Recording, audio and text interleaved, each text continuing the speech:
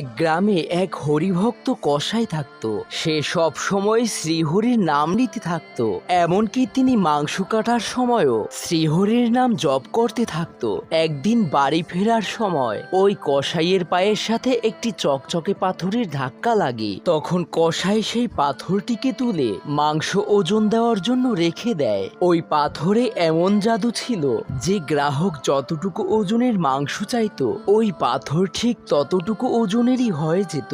খুব তাড়াতাড়ি ওই জাদুকরি পাথরের কথা গ্রামে ছড়িয়ে পড়ে, আর গ্রামের লোকজন ওই পাথর দেখার জন্য ওই কসাইয়ের দোকানে ভিড় করতে থাকে। যখন ওই গ্রামের ব্রাহ্মণ ওই পাথরের কথা জানতে পারে তখন সে পাথরটিকে দেখতে যায়, আর পাথরটিকে দেখা মাত্রই ব্রাহ্মণ বলে, পাপী, এটা শালগ্রাম, তুই এটা অপবিত্র করেছিস। এই কথা বলে ব্রাহ্মণ সেই পাথরটিকে নিয়ে মন্দিরে স্থাপন করে আর তার পূজা অর্চনা করতে থাকে।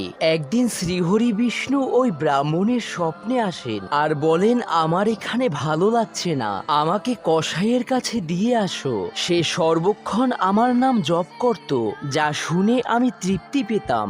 এরপর সে ব্রাহ্মণ পাথরটিকে কসাইয়ের কাছে দিয়ে আসে। বন্ধুরা, ভগবান তো পরম করুণাময়। এই জন্যই তো ভগবান শ্রীকৃষ্ণ গীতায় বলেছেন, যেই ভক্ত আমাকে যেইভাবে অর্চনা করে আমি তাকে সেইভাবেই অচলা ভক্তি দান করি ও তার যথোপযুক্ত কর্মফল প্রদান করি। তাই সত্যিকারের ভক্তরা কমেন্ট বক্সে জয় শ্রীহরি বিষ্ণুর জয় অবশ্যই লিখবেন। আজকের ভিডিওটি ভালো লাগলে অবশ্যই একটি লাইক করুন আর ভিডিওটি শেয়ার করে পৌঁছে দিন সকলের কাছে।